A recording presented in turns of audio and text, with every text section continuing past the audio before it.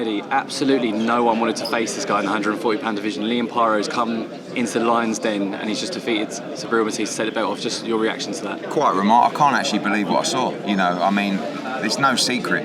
Subriel Matias was a massive favourite tonight. We all know Liam's a world-class fighter, but to come here and dethrone the champion was a massive ask, and he just got better and better and better. You know, Subriel started very slow, and you just expected him to hunt down Liam Paro and catch up with him.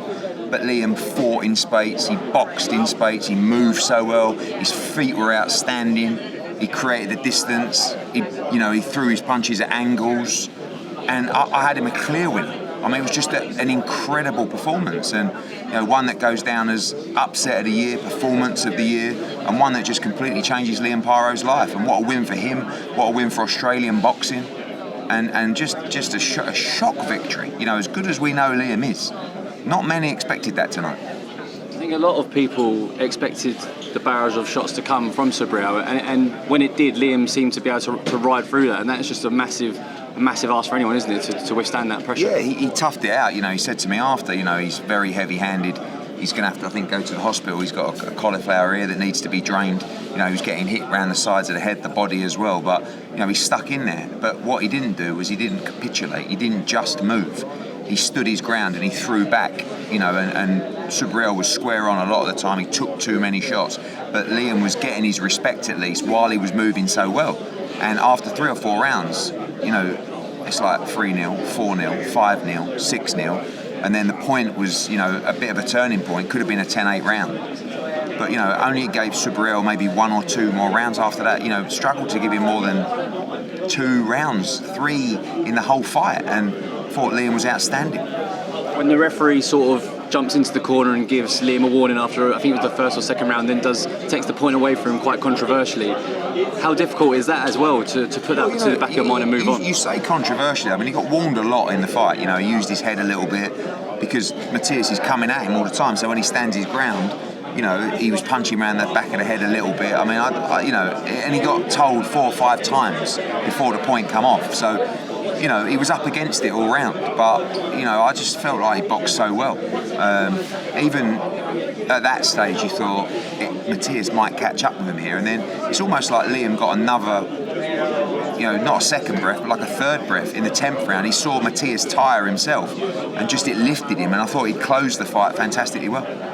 I think the commentators said that they were disappointed in Matias' performance, but is it on these sort of occasions where you just have to give full credit to the opponent? There's many things. I mean, you should never take away from the performance of Liam Paro. Sometimes we're always quick to say, Matias underperformed. What about Liam Paro overperformed? I said to Matias, I thought he looked a little bit flat at times. Sometimes this big homecoming takes a lot out of you and it puts a lot of pressure on you. I mentioned it in the week as well. And everyone's talking about, yesterday he was FaceTiming Regis Prograis. He's talking about Teofimo Lopez. We all are. And that's what you do. And sometimes really I don't even want to say to take the eye off the ball, because it discredits what Liam did. And what Liam did was win a wide decision against one of the most feared men in the sport.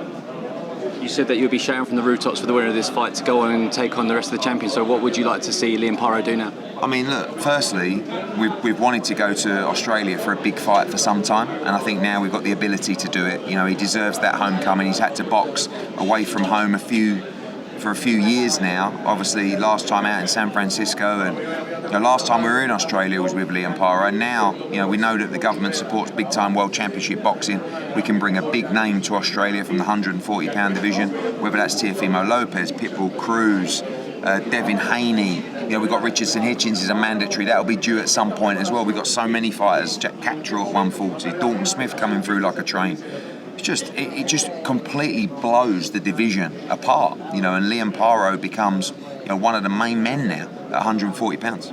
Is there a rematch clause, or what happens now? No rematch clause, because there's a mandatory due. But obviously now with a new champion coming in, it opens up the opportunity to have a quick voluntary or maybe a unification. But Richardson Hitchens is lining up for his shot as well, and it's going to be really interesting to see what happens. Subriel Matias, obviously this is a massive blow. This is a big stage for him, a huge crowd going crazy for him. The ring walk took ages, but what next for him?